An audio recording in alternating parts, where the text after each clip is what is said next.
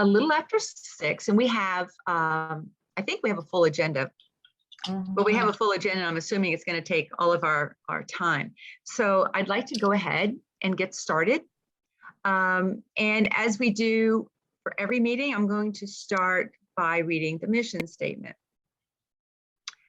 The WiVLA's mission is to provide an inspiring forum for women to explore and advance their creative development, to promote their work in the marketplace, and to infuse the community with their spirit of cooperation and invention. So lately we've been kind of all about and all over our mission statement. We launched the Awakening exhibition a couple of weeks ago. We're having presentations from 2 of our members this evening who were recipients of the ECHO grant. We hear how they have used that money to further their creative processes. And I'm real excited to give you a teaser. I'm not going to tell you anything. I'm just going to tease you that we are working with another member on some plans to infuse the community with our spirit of cooperation. So stay tuned for more information. It's very exciting, and I think you'll all be pleased and proud. So that's all I'm going to say about that. So before we get started with our presentations this evening, we have a couple of board reports, and we will start with Sabina, our membership chair. And Sabina, I have made you co-host, so you can share your desktop if you would like. Yes, I would like to, Melody. Thank you. Today, I want to talk about the WiVLA member profile that is on the website. And I'm going to share my screen here. I can get to it without just completely knocking myself off the call. Okay, can everybody see my desktop, which is, in this case, is the WiVLA homepage? Yes. So what I would like to do today is, I know I've mentioned this before, and I've hounded some people with emails about, hey, why don't you build up your profile? But what I'm going to do today is I'm actually going to show you a couple of examples of member profiles and what you can do on the website. So I'm just going to move everybody over here for a moment. So to find the member profiles, this is the home page right here. And so if you click over on this right, it says member directory. And then it brings up, this is the list of all of the member profiles. And it's in alphabetical order by first name. So what I want to do is I just want to show you a couple of examples, one for a visual artist, one for a literary artist, how they used this space to share their work with us and to promote their work. So I'm going to, for the visual artist, I'm going to show you guys Debbie's profile. And I'm going to move this. I don't recall seeing if she was on the call or not, or on the meeting or not. I don't think so. No, but she's my studio mate. Oh, there you go. You can tell her that we She's profiled. out of town, actually. Probably she went to Santa Fe for a couple weeks. Perhaps for some inspiration for her mosaic. So here she has a lovely picture of herself, so we can all, especially with Zoom, sometimes it's tough to know who's who if we can't meet them in person. So you have the option of putting a photograph of yourself. There are many opportunities to share pictures of your work. And if you click on a picture, it'll expand it to the full picture. There's also a spot for you to put a bio, or in this case, explaining the artwork that you enjoy, sometimes the reason behind it, or information on the process. Again, it's a pretty big area where you can put information. And so again, you not necessarily just sharing your work, but sharing some of the background of your work as well, so that anybody that goes to Debbie's profile can learn more about her work and not just see a picture. Then what's also included, or you can include, is an address if you want, a phone number, a website, and then an email where people can send you a message. Now, this area right here with Debbie's address and phone and website, that is only visible if you are logged in as a member. So the rest of this is visible, anybody that comes to the website and searches the member directory. But this information here is only visible when members are logged in. And then you can also put links to social media. You can put a few keywords as far as the type of medium that you work in. And then you have a little headline or sub-headline under your name where you can put a few key pieces of information about yourself. And Debbie has quite a few pictures here, but you can put a lot more. There's a lot more space. There may be some kind of limitation, but it's a pretty big limit as far as sharing artwork. So you can put a lot out there and you can provide some explanation. So that's Debbie's. And of course, you know, maybe you're a literary artist and says, well, that's all well and good for visual. They have a lot of visual pieces that they can post there, and it's all very attractive and people are attracted to it. What am I going to do? I'm a writer. Well, let me show you Marion's. As I scroll down here, let me show you what she has done. She's a literary artist, and she also has a lot of photos, but she's also, and of course, they're not necessarily just, you know, screenshots of a Word file where you started to write something, but it's photos of her giving talks, book signings, other information. Again, photos of her to help us get to know her, sharing her accomplishments, and see what's been going on in her life without necessarily being able to talk with her all the time at a meeting. And again, she's been able to put some information as far as her writing and her accomplishments, and also her social media and her contact information.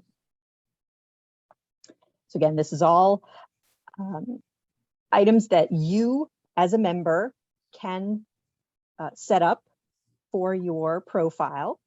And if it's a little intimidating to do so, please feel free to contact me. I can help you set it up, set up the login, show you how to upload pictures, where to write the information as far as your bio.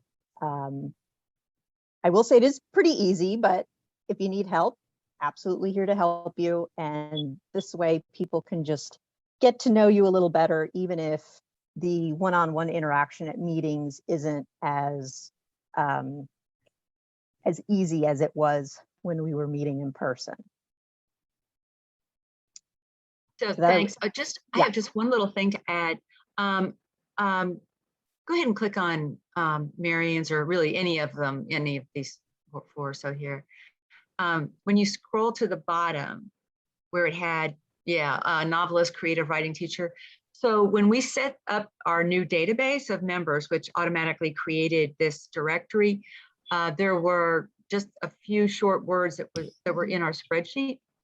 And this is what those were. So a new member probably isn't even going to have a way of entering that. So, but all of us who have been members for a while, who that's what this information was. We pulled it from whatever it was we had on file for you.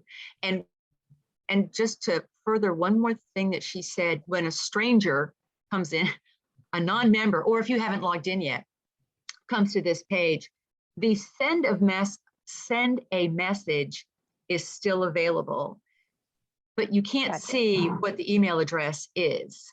So if somebody says, oh man, I want to buy some of Debbie Gibbs' artwork, how can I do that? They can click on that and they can send her a message, and it never exposes her email address. Or the phone number. Thank you, Sabina. Can I ask a couple of questions about it? Sure. Yes. Is there a limit to the number of pictures you can put? And pardon me if y'all already said this and I missed it. I don't know. I mean, you can enter quite a few. A lot? Yeah, Okay. yeah. And as far as the contact information, do y'all feel that it's like up at the top, right beside your personal photograph, you can put that little bit of information? Do y'all feel it's a bad idea to publicly share a little bit of contact information for, you know? So this, okay, so this information that's up here next to, I guess this is a book cover and then her name, and then you get a maximum of 80 characters and they call that area the business card. So if you click close, Sabina, the business card is what you see on the screen in that little box. Uh-huh. So that's really, and you get, I think it's like 80 characters. It's not very much. Mhm. And so I personally think it should be used for what it's designed for, and that's to just give you a high level overview of what that person does. For creating interest, that sort of thing. Correct. And then you have either like your artist statement or bio or, you know, that kind of information inside. People can see it. And like I said, your contact information is not exposed to anyone unless they are a member and logged on. Mhm. But somebody can still contact you Yeah. if they want to. Mhm. You know, like I said, know more about your work, buy your work, or what have you. But do some people tend to feel that this is not a good, I mean, I understand that this has a purpose and it might be best just to leave it at that. But if you really wanted the world to be able to know your phone number, Well, is you there can an also, objection? Is it objectionable to think so. WiVLA in general if that's done? I don't have well, a problem yeah, I with mean, Or if you wanted- dangerous? Do y'all feel it's not safe for me? I wouldn't do it. Don't do it. Yeah, I don't really think it's necessary. I mean, if somebody wants to cut, this is the member directory mainly for our use. Okay. Yes, if somebody Okay. wants to get in and they see, That really, yeah. That and really there answers is- the question. there is a way to contact you. Yeah. Okay. And you can then email them back your phone number. Okay. Yeah. Yeah. Right. I think we need to keep the standard of keeping the directory looking us up a certain way. And there are legal and other even, well, I guess the strongest word is legal. There's other considerations. I think as long as somebody can contact you and say, hey, I need your address or I need your phone Yeah. number or whatever, then you can reply right away. That's Yeah. fine. Yeah. Yeah. And one last question. Can we like to our friends or whoever, can we email them a link so that they can go straight to our personal page on this directory and see our pictures? And it would be one where they wouldn't see the content. It'd be the same as what you're Yeah. seeing here. Yeah, you can But share that works just like in sending a link to anything else, and it'll go straight to our own page. Yeah, it's just a web page. Yeah. Okay. But still, if they're not logged in, they are not going to see, I mean, and they can't log in. And, you know, Right. we never, I- you know, you Mhm. follow general rules of, you know, authorization credentials, right? You don't share your password or anything like that with anybody. Absolutely. So when you share this link, they can still see your page, like they'd see Marion's page, and they could see send a message, but they wouldn't see the address and the phone number Exactly, and all. exactly. If I just wanted to, I just ran into an old friend and I wanted them to be able to see some of my artwork and this is where I have it posted, they could go there. I could send Yes. them a link and they could. Absolutely. Okay, good. All right, Absolutely. thank you. Sure. Any other questions? So I goofed up and I'll go back and change it. I didn't understand what it meant by business card. And so I actually, for my image, was my business card. Oh, yeah. And it's easy enough to change. Yeah. I know. And that does have all my information on it. It's Well, little yeah. So that has your though. phone number on it, but it's hard to see. I know it's hard to see anyway. So I'll look for a picture of me I can put up. So Yeah. And keep in mind, we are getting closer and closer to, starting the collaboration. And so this is the way that other WiVLA members can see what you do. It's, and see if you want to get together as a team. Mhm. So this is helpful to other members. Okay. All right. Thank you, Sabina, for going over that, because I'd like to see more names up there too. And I think it's great to be able to see somebody's name and then that few little words about what they do that make you want to click on there and find out more. So, but yeah, the more people we have on there, the more fun it'll be to, get to collaborate and cross over with other artists. So thank you for your work on that.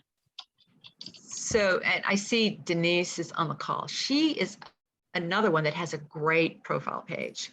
So, I mean, I just sometimes have a good time looking at some of these profile pages. Some of y'all have done some really creative stuff. Do we have any new members or guests on the call tonight? Hmm. Hmm. Hmm. I don't know. I don't think so. Okay. Hold on a second. All right. Let's see. Let's move on to, where is she? Marie. Yes. Did you want to say anything about the virtual gallery? Oh, wait, there is a newer member, Oh, Christine Harrigan. Christine. Hi, guys. Yeah, she also goes by Catherine Jameson. She's a neighbor of mine and she's a writer. And yeah, she joined. This might be your first meeting, right? Yes, it is, Lee. Okay, Hi, so now, Christine. okay, so Welcome. I'm very Thank you. curious. You go by multiple names? My Christine? name, my name is Christine Harrigan, but my pen name is Catherine Jameson. My daughter is named Catherine, and my son is named James. So, Love that. That's cool. yeah, I'm a children's writer. My first book is coming out for Christmas. It's called Let There Be Light. It's for the early elementary school age children, and it's a Christian educational book. Oh, That's great. Well, welcome. Well, I'm glad you're here tonight because you are going to get to learn more about one of our greatest member benefits. So I'm glad you're Okay, here. great. Yay. Okay, so is anyone else hiding on me? No. Okay. Marie, back to you. Virtual gallery.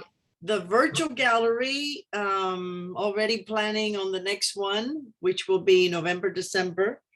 And I have the 2 visual artists, and we do need a writer. So if anybody's interested, please send your intention to participate, and I will get back with you as to how we can showcase your work, because it's a little bit different than from the visual artist. So I encourage everyone, especially the writers, to check out the virtual gallery that's up right now.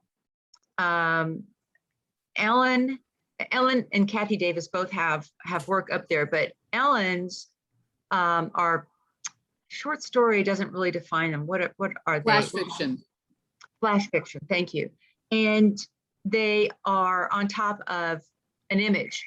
So it just so happens there are a couple of mine that just kind of lent themselves to the colors and everything of the season. But that's another way. I mean, we've done something like this before with Margot's. Yeah, with the haikus. Yes. Where we combined some of her art with the haikus. So we can get as creative as you want to get with the written word. Okay. So I encourage you to look and see what we did with Ellen's.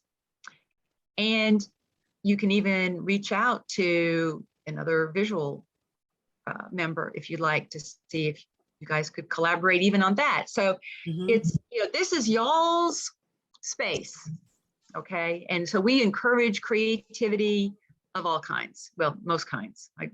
Keep in mind who my audience is here. Okay.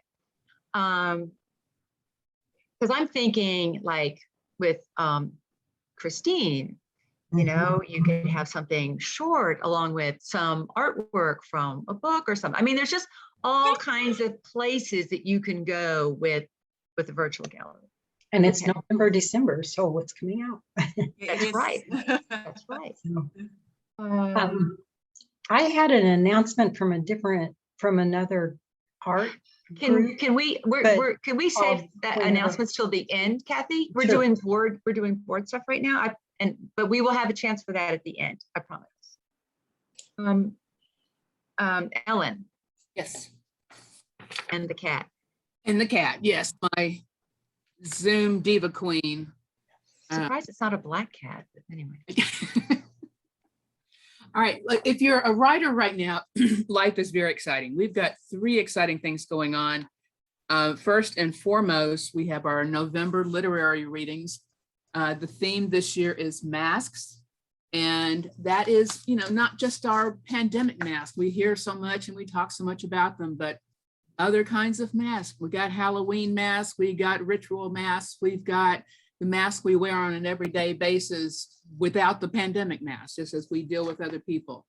So masks is the theme for the November literary reading. And if you want to sign up for that, you go to the newsletter, and it has or where you can get more information where I blab about masks. And there's also where you can check to reserve a reading spot. Readings are limited to 5 minutes. You can sign up and join us for that lovely evening, and it'll be lots of fun. And that reading is only during the November meeting, right? Only during the November meeting. But if you are looking for more opportunities to read, I have been working with the Houston Writers Guild and also with Brazos Bookstore to do Spooky Christmas. They did this 2 years ago, and they did it in the store, and it was great fun. Their staff members got together and read scary stories about Christmas.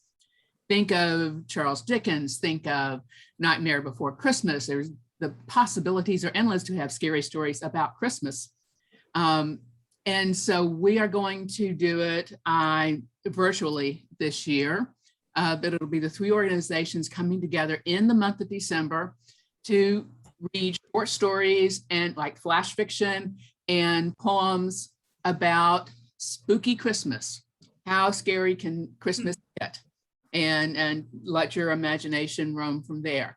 So the details and the sign up for that will all be coming out, but I can say enough now to know that it is going to happen.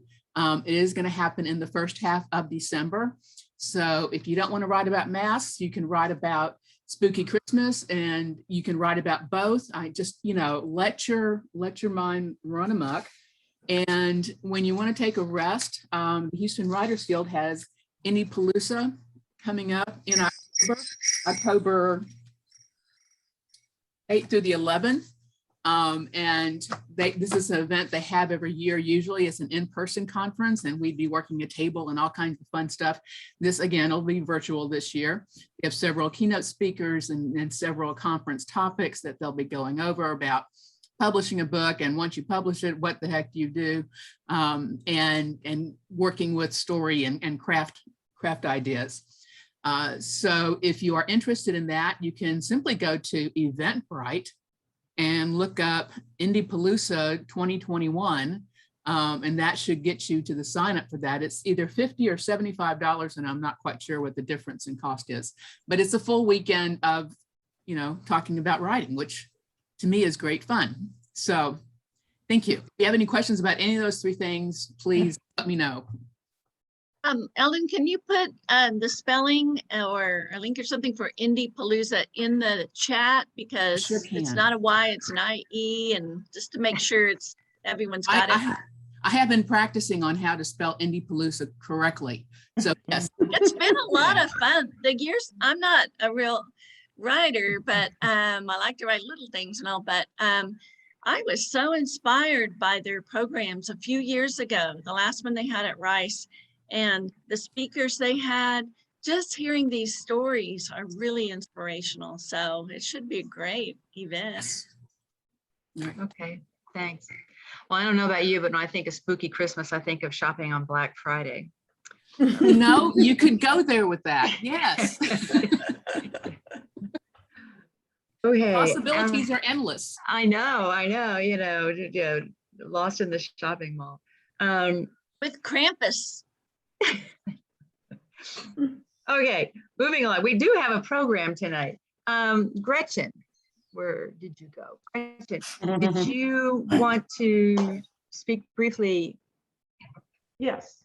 Yes, okay. Okay.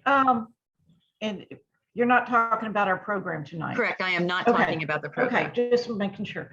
Okay. I'm sure all of y'all are aware of our current virtual exhibition, Awakening.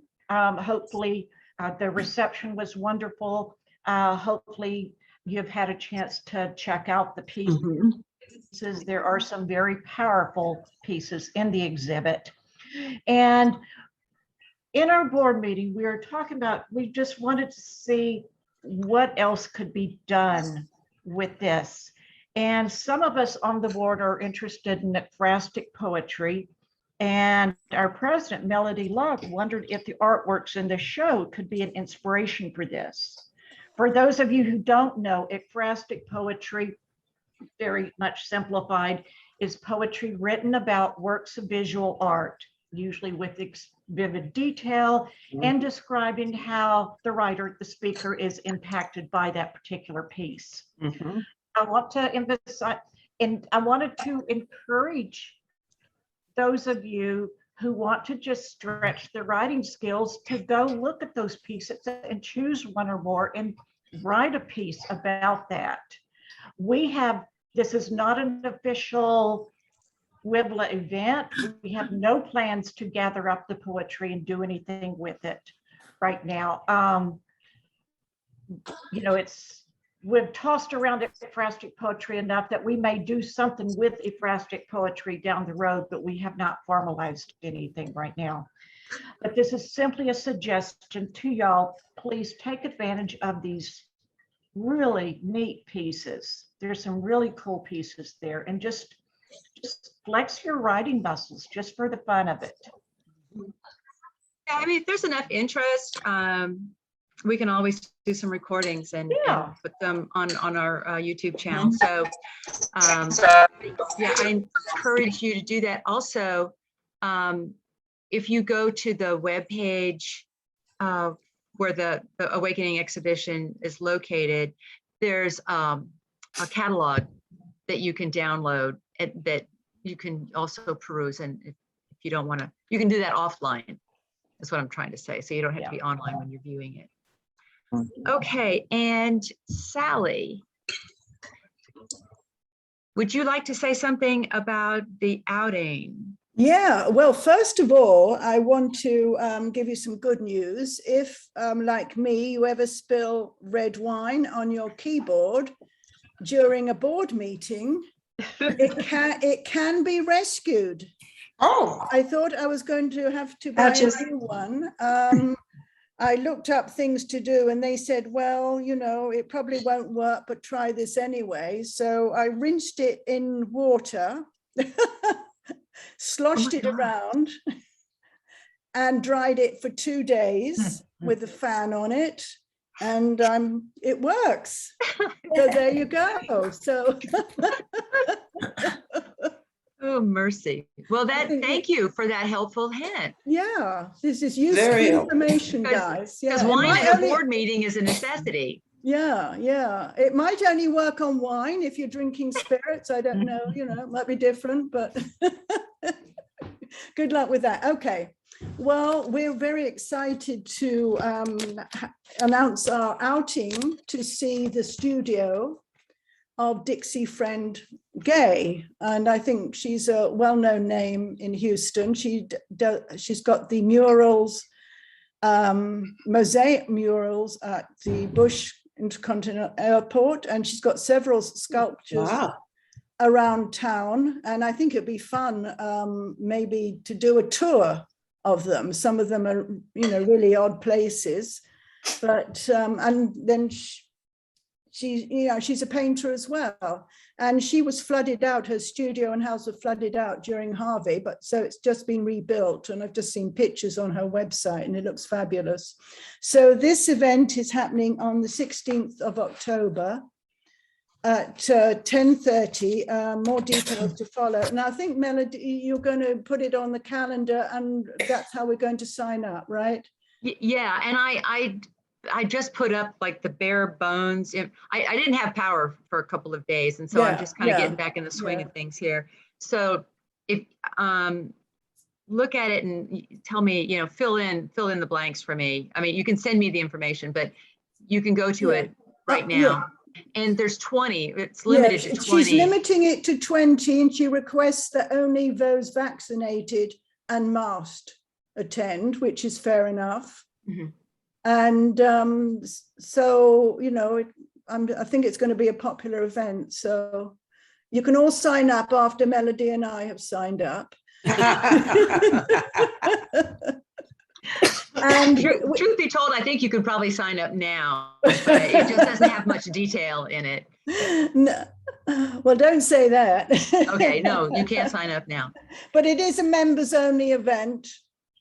I think if once we start saying bring a guest, I think we're getting a bit tricky as the numbers are limited.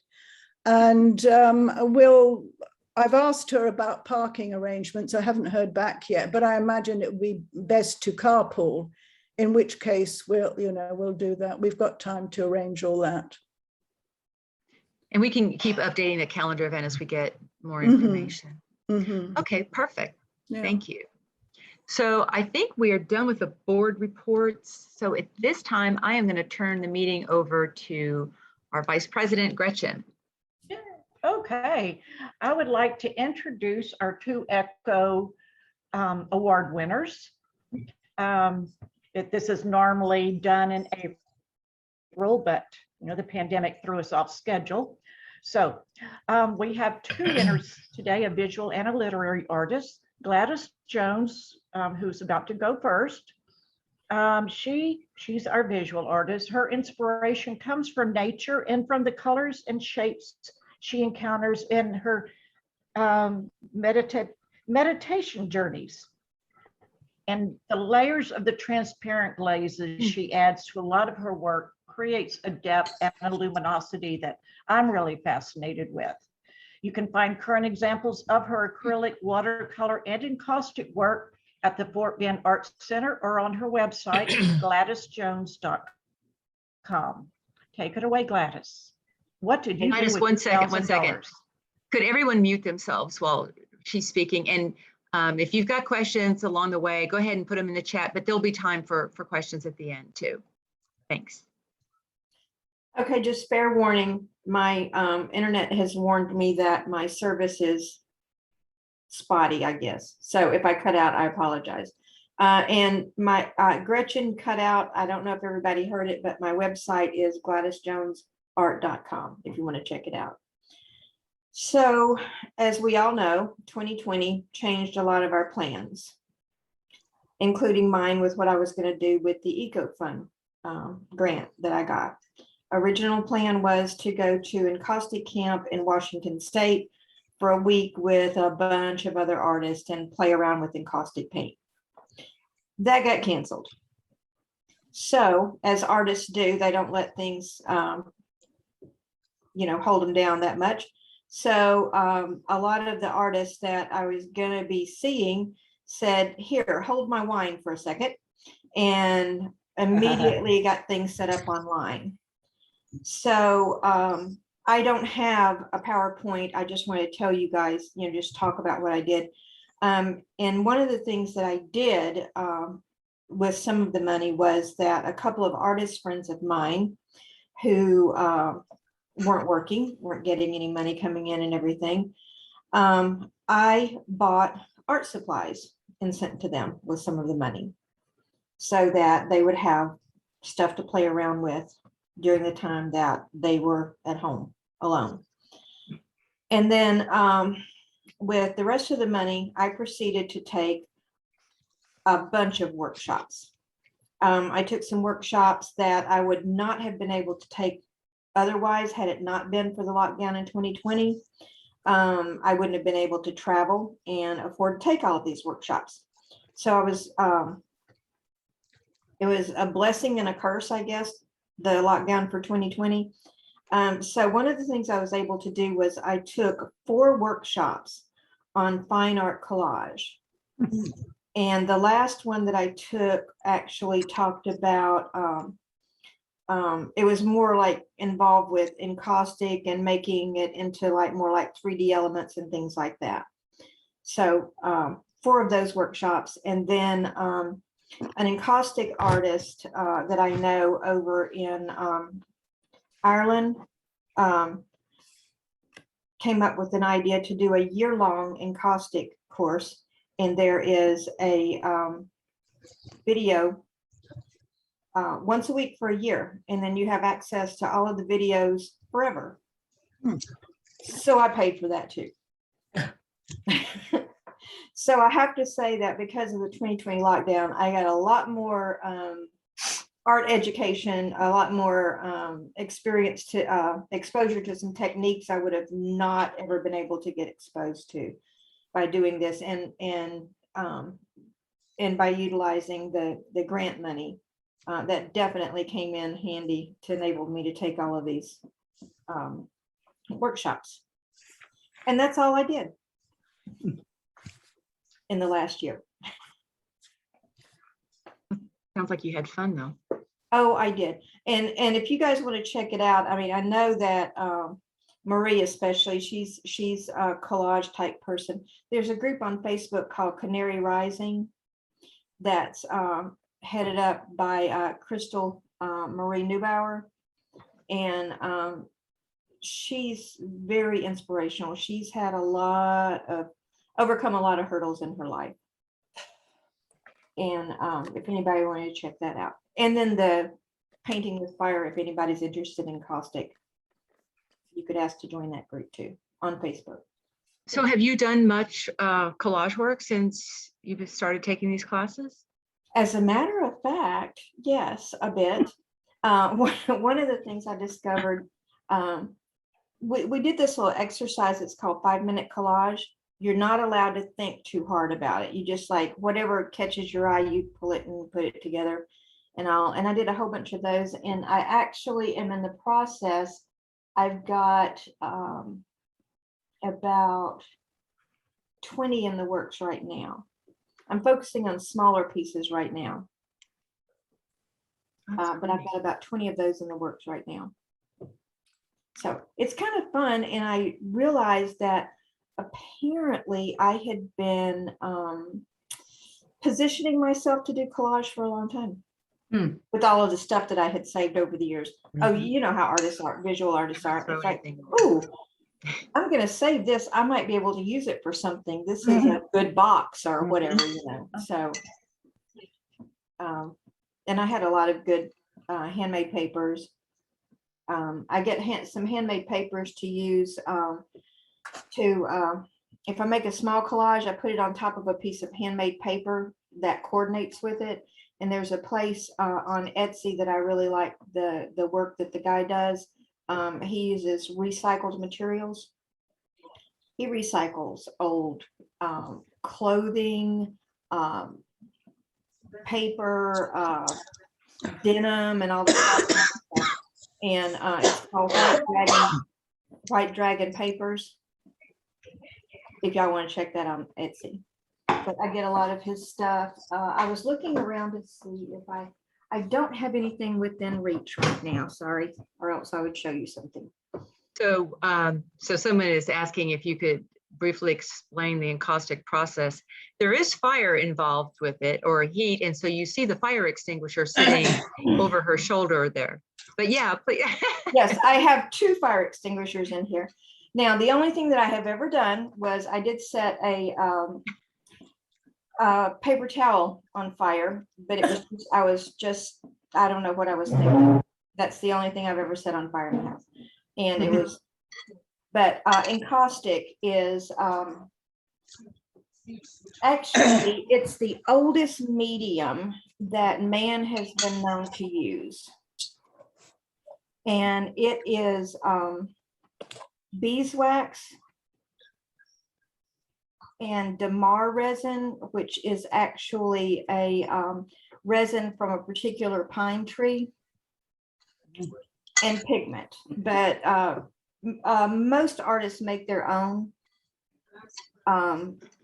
It's cheaper. I mean, you can buy everything already done, but most of us just buy, oh yeah, that's another thing I bought. 10 pounds of beeswax.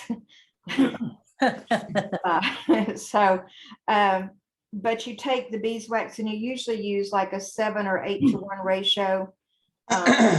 7 beeswax, 7 ounces of beeswax to 1 ounce of damar. And you have to melt it in a big skillet and mix it all together. And then you pour it into silicone molds and all that. But it requires fire to do it. I have a griddle back there. It's a pancake griddle, basically, is all it is. You can buy really expensive things that cost like $500, which I'm gonna do that in order to heat up the wax or the encaustic paint. But there's a couple of different ways to do it, but most of it all involves heating it up and melting it. You can paint it on. You use wood panels. You can use cradle boards, or you can just use, flat pieces of board. You do not have to use gesso, and you can't use acrylic gesso. You'd have to use encaustic gesso. You can just put the paint directly on the surface, and a lot of artists paint over the surface with white. Some artists actually take watercolors or pencils or other things and do some mark making directly onto the wood panels, and then add encaustic wax on top of that. And also another thing to add to it, to add some more depth to it, is there's these, it's oil sticks, and it's just the purest form of oil paint that you can get. It doesn't have a lot of filler in it or a whole lot of oil, but it also has beeswax in it. And you can use that to put some color in too, if you're just using your, let me grab something real quick that I did. It's an old one, and I'll show you. By the way, I've muted everybody. So if you want to ask a question, you can unmute yourself, but please mute yourself back. Okay, so this piece right here, this is a good example. I did white on the background. And one of the things that you can also do is you can use shellac, which is an alcohol base. That's another reason for the fire extinguishers, which is an alcohol base. And you paint, and once you get all of your everything laid in the way you want it, you can paint the shellac over it, and you let it dry for about 30 minutes or until it's just kind of like dry to touch. And then you take your torch and you run your torch over the shellac, and you get this really interesting webbing that comes through here on this. That's a cool piece. Okay? Yeah, we can see it fine. So this is a cradle board, sides taped. Eventually I'm going to tape this safe. But I found out something interesting. I had to ask a question because I have a couple of pieces that I would like to rework on this. Some old stuff that's like 4 or 5 years old. So I asked a question the other day, and apparently you can go back in with your torch and warm it up. You can scrape it off and rework it and do whatever you want anytime. So Gladys, do you paint your sides of the cradle board before you tape them? No, I did not. I don't think I did this one. You can paint it with acrylic paint. Some people I did not paint the sides of this because I didn't know exactly what I wanted to do with it. Some people do go ahead and paint the sides with black acrylic Mhm. and then tape it off. And they also run the tape to the back side of it to, I didn't do that on this one, but most of the time, a lot of people will run it to here because they want it to be really nice and neat. And I've got some old pieces that I did that's got encaustic all over the sides of it because I was just experimenting and didn't even think about it. But I personally think it's a lot of fun. Another one of our members, Susan Salter, she works mostly in encaustic, and a couple of her pieces are in the Awakening exhibition. And she does a lot of kind of assemblage type work. She's got some cool stuff going on right now too. That's true. But it's fun, it's interesting, but it is an investment. You need to find, if anybody was interested in it and wanted to send me a message, I can connect you up with some people that can give you the details Perfect. on what to do. But it is an investment to get all of the equipment, even if you go the cheap way that I did. But pancake griddles, electric frying pans, propane torch from the hardware store. And you can buy medium and you can buy the encaustic paint already made up and everything. I just got to a point to where I make most of my stuff, including my colors. Any more Thank you. questions? Remember, you have to unmute yourself because I muted y'all. I was gonna look in the chat and see if there was anything. I think. Did you have any other pieces handy? Do I have any other pieces handy?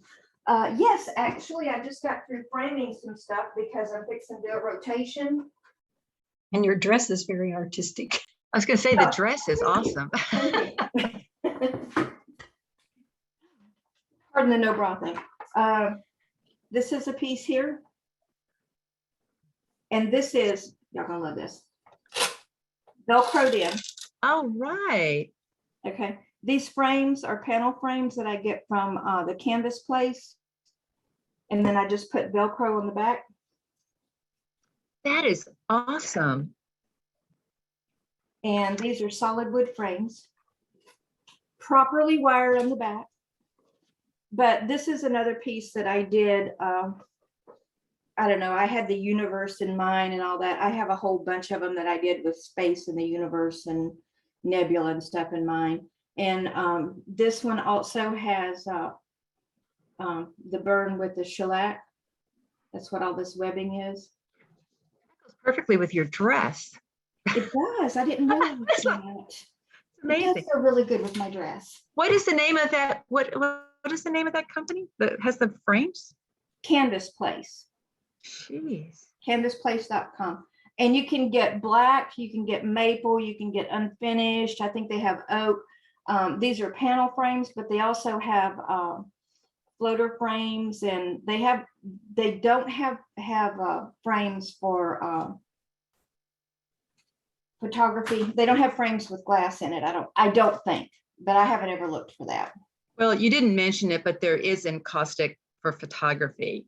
And Yes, those kinds there of is. frames would be perfect for those of us who have ventured over there to Yes, the wax side. Yes. There is, you can do photo encaustic transfers, or you can put your photos directly onto the board and then cover it with encaustic and do some other stuff. So there's just, and you know what, this painting with fire workshop, that's the year-long thing. I think it's about $250 now, but it's got some outstanding artists that are giving, each one of them are doing 2 videos, but a new video comes out every Wednesday. Laura Murphy is the artist over in Ireland that's doing it. And you could probably just Google EOM Studios or Painting with Fire, either one of those things.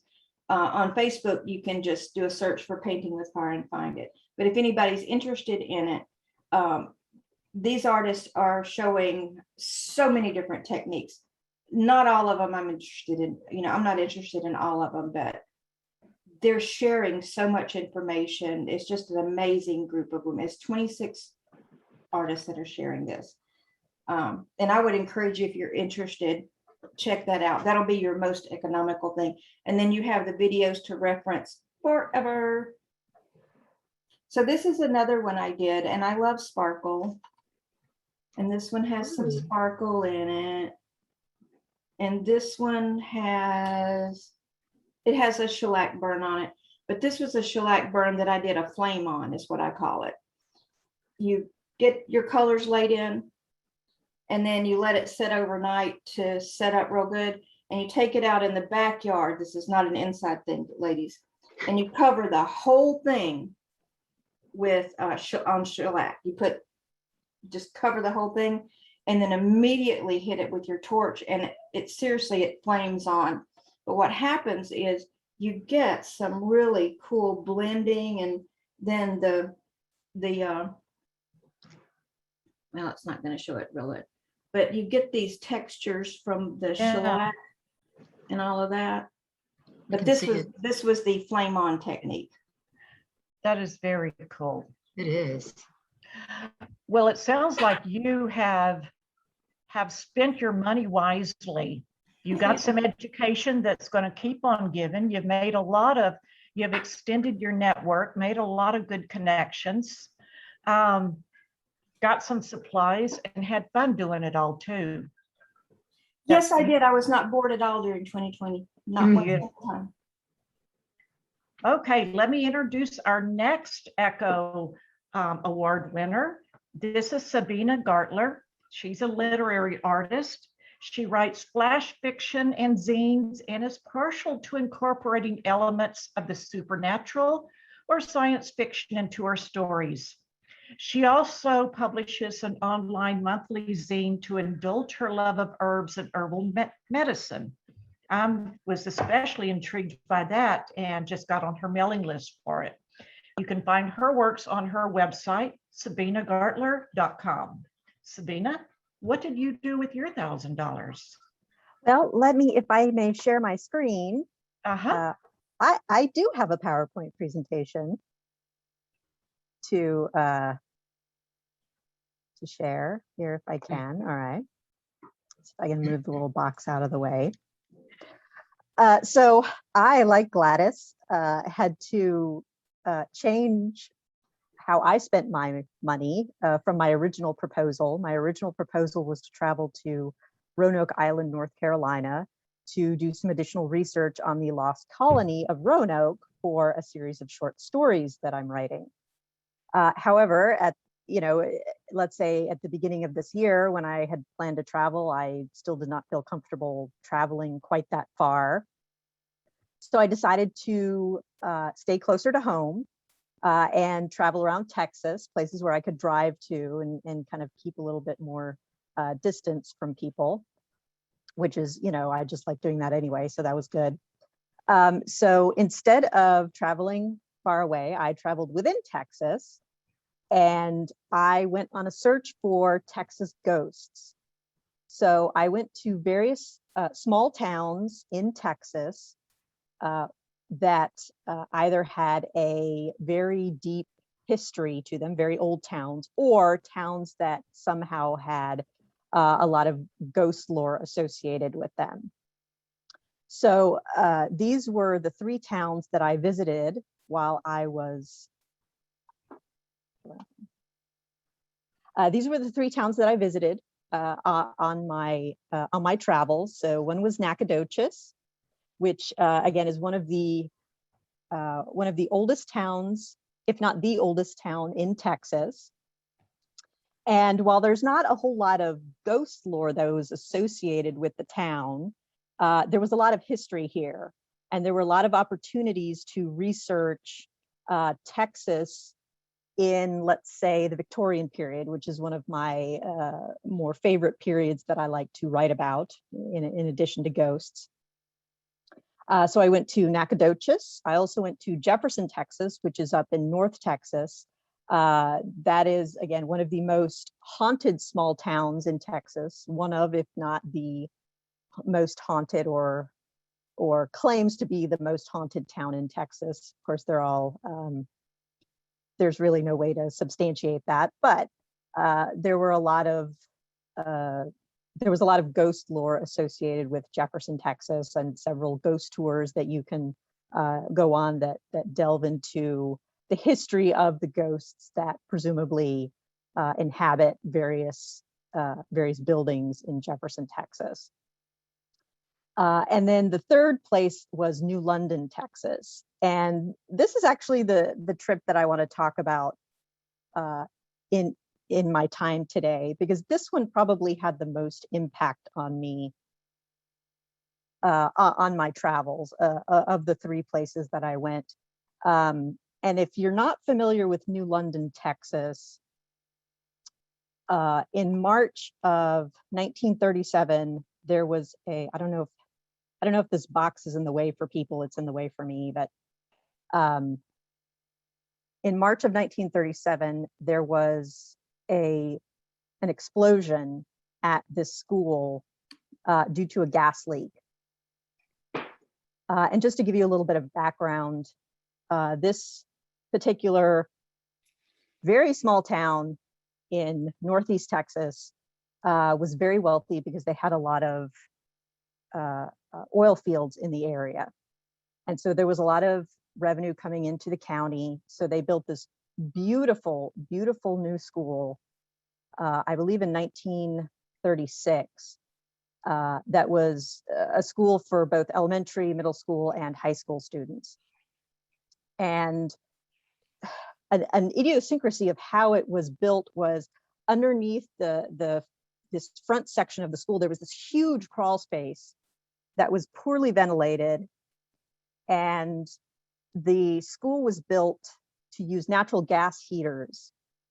And at some point, the school superintendent decided that instead of buying the gas from, let's say, a natural gas vendor, they would just tap into one of the oil and gas company natural gas pipelines to essentially get free natural gas, which was at the time an actually very common practice. It was just apparently whoever tapped into it or the way it was done, it created a leak, a gas leak. And this gas filled up this entire front section of the school. And then there was a spark from one of the classrooms and there was a huge explosion. And it ended up, as I said here, sometimes the final death counts change, but it was estimated almost 300 people were killed in this explosion. Many of them were students, mostly middle school and high school students, as the elementary schoolers had already gone home for the day, because this was in the afternoon. It was at 3:17 in the afternoon. And what was actually interesting about this, as horrible as this event was, and it is still considered one of the worst school tragedies, certainly in the United States. Oh, one other thing I wanted to mention was this was before they added the rotten egg smell to gas. So nobody could smell the natural gas. So essentially it had a chance to fill up this entire crawl space, this huge crawl space underneath the school. And nobody knew it was there. So nobody could get out, nobody could take precautions. And this tragedy was actually one of the reasons why that rotten egg smell was added to natural gas, so that you would know it was there. But one of the things that I found interesting in all of the discussions about this tragedy is that there were really no ghost stories. There was nothing that was kind of this traditional idea of, oh, there's restless spirits, there's disembodied souls wandering around the site of this horrible, horrible tragedy. And there's actually a really excellent museum in New London where you can tour, and they take you around a tour of this museum. It's not a huge museum, but is a museum with a huge amount of impact when you go there. and you start learning about the people that were involved in this, both the people that died and the people that lived. Because of course it did not kill everyone that was in the school. And so what I found in learning about this is, while there was no traditional ghost stories associated with it, I did what I will call a haunting of a different kind, and that's survivor's guilt. And a survivor's guilt that manifests in the students, among others, the students that who did not die in this explosion, who were, for whatever reason, twist of fate or a higher authority, were spared from dying. And I want to share with you one story here. The picture's not great. There's a little bit of a glare, but this one story that really stuck with me from touring the museum was Bill Thompson. So he had been in class. This other girl, Ethel Dorsey, she was sitting in front of him. Well, he wanted to talk to the girl that was in front of her, Billy Sue Hall. So he asked Ethel to switch seats with him a few minutes before the explosion so he could talk to Billy Sue Hall. Well, once the explosion hit, Bill survived, but Ethel did not. So essentially, had he not switched seats with Ethel, he likely would have been the one to die, and Ethel probably would have lived. In the literature, it said Bill Thompson did not tell anyone this until 60 years later, 60 years after the event, did he finally tell Ethel Dorsey's brother what had happened. That's survivor's guilt. The other tidbit here is the reunion. There was finally a reunion of survivors, but it did not happen until 1977, essentially 40 years after the event. And a lot of it because people just didn't talk about it. And a lot of that was driven by the parents. The parents didn't talk about it. There were stories of survivors who were children at the time. They understood, they had some memories of what had happened to them, but they really didn't know the big picture. They didn't really necessarily understand a lot of the other stories or a lot of the other things that happened that they were not directly involved in, because nobody talked about it. Nobody could just come to terms with it. And so I think this really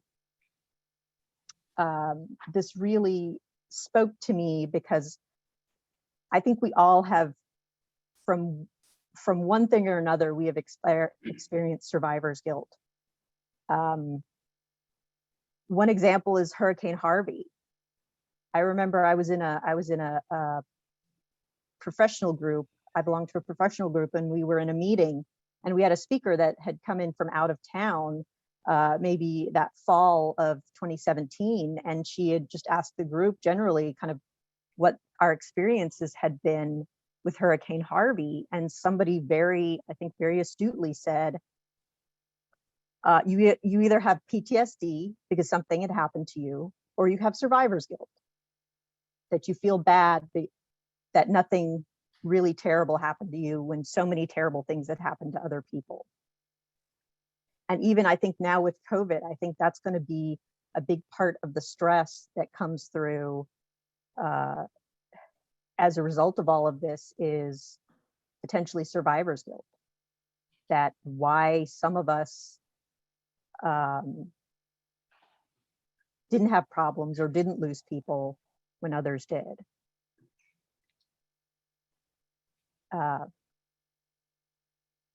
So that was a lot of other great information I got from travel, but this was really what spoke to me. And, you know, I love a ghost story. I love writing about ghosts. I tend to incorporate ghosts in a lot of my writing, but to me, this is kind of an expansion of that, this idea of being haunted by a what if. You know, why was I spared when someone was not? You know, what caused it? And just haunting is really the only word I can figure out to use to describe this. I did also take a class with the money, which was a class on researching how to research historical or how to research history to write historical nonfiction, which my goal is not to write nonfiction necessarily, but it's writing fiction based on or inspired, let's call it inspired by a historical event, requires research into that historical event. So I also took that. That was an online course that was very helpful to help me get some ideas on how to narrow my thesis and how to research just whatever historical event I was interested in. So with all of that, I would like to read you a story, a little piece of flash fiction, which is the key word of the day, a little piece of flash fiction that I wrote that was inspired by the story of Bill Thompson and Ethel Dorsey that I had mentioned earlier.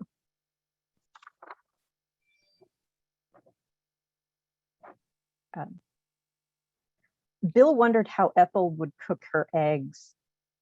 Would she eat them fried with Caro syrup like when she was a girl? Those thoughts crept in again. The fried egg dropped from the spatula, shaking in Bill's hand. In the days following the explosion, Bill's parents didn't yell at him for leaving his jacket on the floor. When he returned home from school, his mother's hugs lasted longer. The neighbors told him how lucky he was to be at home with his parents. Bill smiled and thanked them for their kind words, just as he was supposed to. When he saw Ethel's parents in church, Bill feigned a stomachache and walked home. It wasn't a complete lie. Maybe if you tell someone you'll feel better, said the rational part of Bill's brain, even 20 years after that chilly spring day. But Ethel's parents won't feel better, or her brother and sister, his brain argued back. They'll hate me for switching seats with her. They'll know that the beam should have hit me, not her. She could be the one in front of the stove frying up eggs, not thinking about me every day. Just some boy who sat behind her in Mrs. Wright's class and died in that explosion. So I believe I have one more slide here. So this is a very short reading list of some of the really excellent books that are out there about the New London school explosion.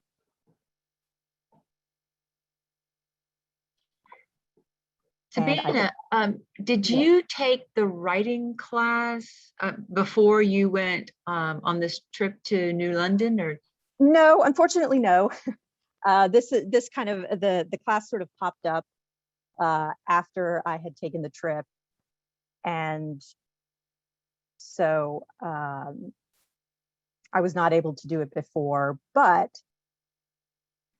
you know, it did help me to do research on additional sources regarding this explosion that were not necessarily you know, that were in addition to going to this wonderful museum and taking the tour and buying a bunch of books from their gift shop. So how long did you spend in each of these towns? Well, New London, it was about half a day. I mean, there's really not much to New London besides the museum, as far as if you're trying to research this, because the old school is gone. I mean, it was, and a brand new school was built on top of it. And you know, there's a cemetery nearby, but which I did visit, but a lot of the burial places of the people that died they're not, let's say, centralized and, oh, here's the town cemetery, they're all buried there. There's some buried nearby, but because the children, some of them were children of the oil field workers, a lot of times those families took those children to be buried wherever they were from. So there were, you know, it wasn't necessarily a centralized place. So New London, perhaps half a day, exploring the museum, taking the tour. And then the other towns, it was essentially a weekend. Okay. So about 2 days to go through and look around it, tour some of the historical buildings. I will say Nacogdoches has some really great, if you like touring old buildings. Yeah. There are several in Nacogdoches that are really great. And again, they have very knowledgeable tour guides that can take you through and explain, give you some of the backstory of the people that lived in those homes. A lot of them were private homes. So there's information on the people that lived there. Mm-hmm. Very cool. Very nice flash Can I fiction. ask a question? Please, Yes. I'll quit talking. Hi, that's all right. First of all, there's such resonance here. And of course, how the years have passed, it's now gone down through generations. And I think what one aspect of this I know you do flash fiction and other things, but to maybe get into like a generational and story here, or how they tore down that building, obviously, the history of it, and how the emotions would have been held in such secrecy, and a little bit about ghosts and spirits, and that is what we hold so close we will never let out, kind of like your man who would not let his story out. There's such potential in this, and to me, it has such depth. So, do you think you'll do anything longer with it, or more short things, like kind of attack that circle from all ways? Well, I tend not to write anything too terribly long, but what I do often, what I will do is I will write essentially a series of, let's say, flash stories or maybe short stories that are, you know, perhaps related around a theme, but aren't necessarily a direct continuation of a previous story. So, you know, they're essentially like little snippets of stories from, like you said, different angles or different perspectives, or to your point as well, I've been reading this this paper on that idea of that this did not just affect the people that were actually there because of the way the people were changed who experienced it. They also passed that down to their children, to the next generation, and how the next generation was changed by having parents who lived that. It's much like you hear depression stories. Well, you know, my parents were Depression era, and how the children of those parents think are different because of the experiences that the parents had to go through, and how those experiences shaped those parents' thoughts and deeds and the way they raised their children. So yes, absolutely. Yeah. Definitely. Sabina, I would love to read the story of the New London explosion told in flashes, the flash fiction like that about Bill from Mhm. people that were there, and then, but you could do kind of the time traveling thing where you could then skip to the next generation and how they were affected by it, and then go back to somebody in the original time that it happened. And, you know, just in these little flashes, tell the story of how broad an effect it had, but in these, from these different little perspectives. That'd be so cool. And I that's love and that piece you wrote. Yeah. and that's probably how it will shape up, just because I just don't think I have the patience sometimes to write something longer. I actually like writing these little snippets of things, Yeah. and to have multiple snippets that tell a bigger story, but they're all just a little bit disjointed. You know, it's not, let's say a straight narrative. I don't think my brain works that way. I don't think so. I think you also, by doing it in short and being aware that you're going to make them short, like in that story, you made every word count. I mean, every word was thought out to paint the picture. And so that was just beautiful. Well, thank you. Yeah, and in that story where Bill is musing about, now I can't remember her name. I almost got this Ethel. sliding doors kind of feeling, you know, what the parallel universe would be like, really, if, you know, if they had been in different spots. I mean, we're just ready for you to just take this and run with it. Well, and you bring up that alternate universe, because that's another sort of more kind of science fiction-y lens to potentially write from, is that, you know, the reason why we have these, you know, we get these horrible chills when we think about something that could have happened to us but didn't, is that, you know, we're somehow tuned into some parallel universe where it did happen that way. You know, this parallel universe where Bill did not switch seats with Ethel, and he was the one that died instead of her. And so that's kind of another, just a potentially different angle to write these stories. Again, I'm not looking to necessarily write nonfiction, you know, history. I think some of the books out there have done an excellent job of doing that already. It's just this, how can I tell this story in a bit of a weird way that helps it to sort of transcend its place, its single location in history. You know, how can it applies to us at any time. How can I write that? Okay, Sabina, I now know that you and I are complete soul sisters. I write, Aw. and I always, lately it's been Market Square and the little historical context from here and there with the different floods and storms that have come through the city. So we must do coffee sometime, put on our masks and go out Excellent and compare idea. notes, because yes, we're both in the same direction. I'm totally excited to talk to you more in detail. Excellent.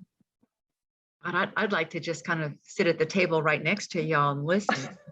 I'll join you. Yeah. Any more questions or comments? But just one comment. I think Sure. the flash fiction is a perfect way to tell this story, because flash fiction, you're just capturing the essence of the emotion in each one. And that's just perfect. I can't wait to read it. Well, good. When I do finish it, it'll be posted to my website, sabinagartler.com. That's where I usually put my work. Is I'll bind it together in an ebook, and it's available for download, or it will be available for download. Great. Okay, we can't wait. Can't wait. Thank you. Okay.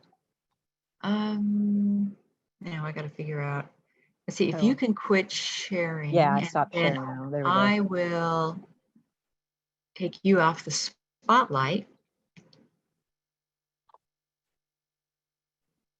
And Okay, so thank you, ladies, both of you. I always love hearing how the recipients of this grant were able to spend their windfall. And this has just been a lot of fun for me. I enjoy both of y'all's work and I'm eager to see more, maybe even some posted on your profile page. At this time, does anyone have any news to share about things that are going on? I think Kathy, did you have something? Yes, I wanted to just tell you all that the Pearland Art League was actually sort of donated a gallery, and they're going to be opening the gallery on the 24th, which is a Friday night evening at 5. And it's actually for people to go and purchase art. So it's in the Town Center Mall, Pearland Town Center Mall, and it's Suite 1380. So it's kind of down. They had their last meeting there, and I went. It's down toward the apartments on one of the side. It's by this pavilion because I have work there. Okay. So I was going to make the same announcement. Yes, So, and it was hard for me to find because I'd never been It there is. before.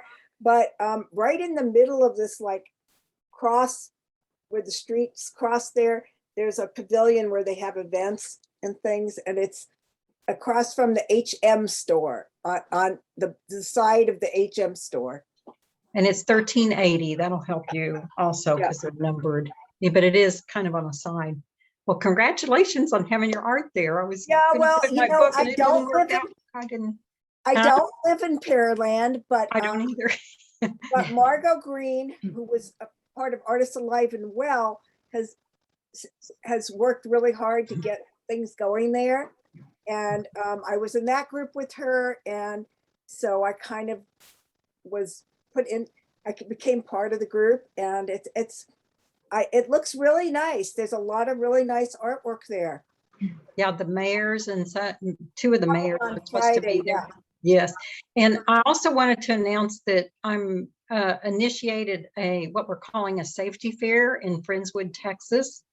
It'll be on October the 23rd, which is a Saturday from 10 to noon. And it's going to have things from car seat safety to swim safety to suicide prevention to domestic violence information, trafficking. So it's open for the public. So thank you. And Okay.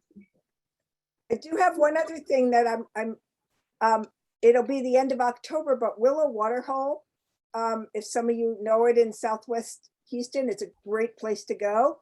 They're doing a fundraiser. I've given them, I don't know if you can see it. This is the piece. It's a plein air drawing sketch. I've given them permission to make prints out of it at copy.com. And they're going to be selling them for some donation. I don't know yet. For their fundraiser there. Eventually, it's going to be really exciting. Eventually, there's going to be a music pavilion there outdoors. And the old Shell building is going to be a community building where they can have art shows. So keep an eye out for whenever they can get that done, because that could be a location for shows.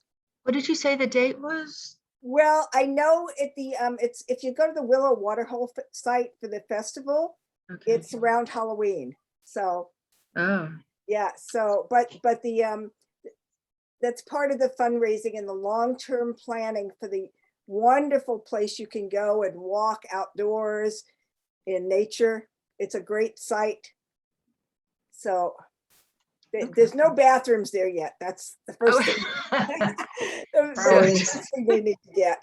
That's an But important thing to eventually know. it's going to be, they have the Shell property there, and that old Shell office building is going to be a community building. And an outdoor music. They'll have outdoor music for this fundraiser for this event. They haven't done it since COVID. They did it before. I've never been to it. I just started going there to paint and walk. Okay. And the weather's nice. And it will be nice tomorrow.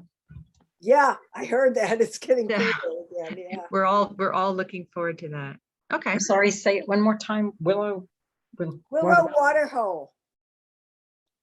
If you look it up, it was built for flood prevention behind Westbury High School. If anybody knows where Westbury High School is, Oh, wow, yeah. right behind there. So, It stretches back there.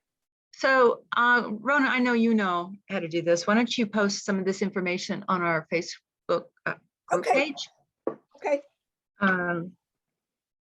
Okay, and I guess I have something also. I've got a solo exhibition at the West Gallery in Silver Street Studios for most of the month of October. Yay, October 1st through 25th. And I have a artist reception on Friday, October 8th from 6 to 8. There will be wine and water. That's the night before the second Saturday then, right? Yes, it is. Yes, it is.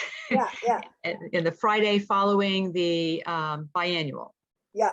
Because It's a the busy Saturday, month. Saturday the second is the biennial.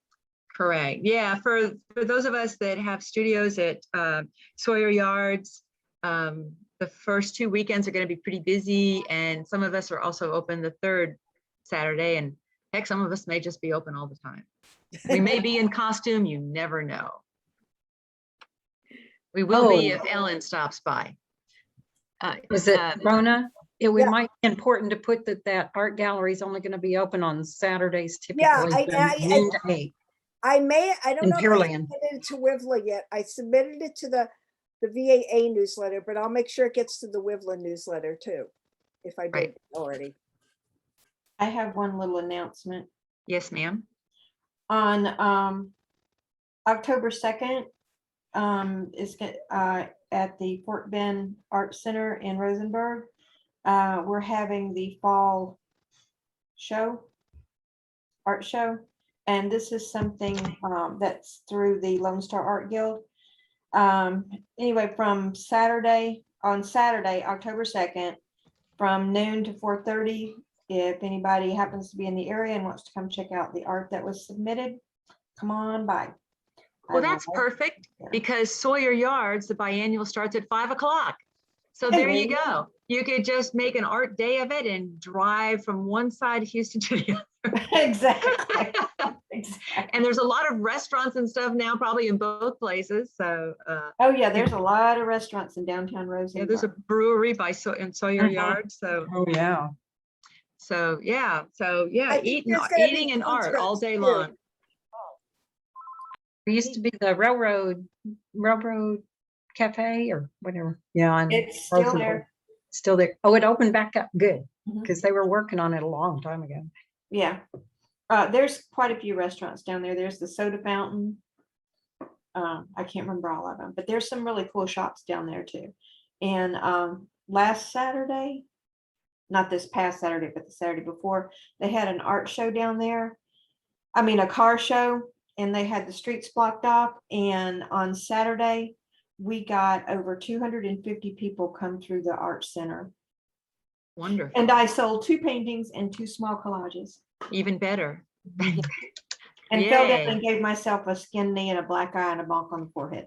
Yeah, the shiner was really a nice added touch. Yep. You're looking pretty good. You're looking, it's sort of going away. I And it put a didn't- lot of makeup on, but yeah, it's going away. It's going away. But, if y'all are in the area, the Fort Bend Art Center is open from noon to 4:30, Wednesday through Sunday. If anybody's over and wants to check it out. And if y'all aren't doing anything tomorrow, I'm working tomorrow there. Okay. Hint, hint. Any more, Wow. any more announcements? Okay. Well, ladies, this has been a fabulous meeting. Thank you, especially to Sabina and Gladys for sharing your adventures and how you spent $1,000. It's always fun to hear how you can spend found money. Yes. And it was fun. Yeah.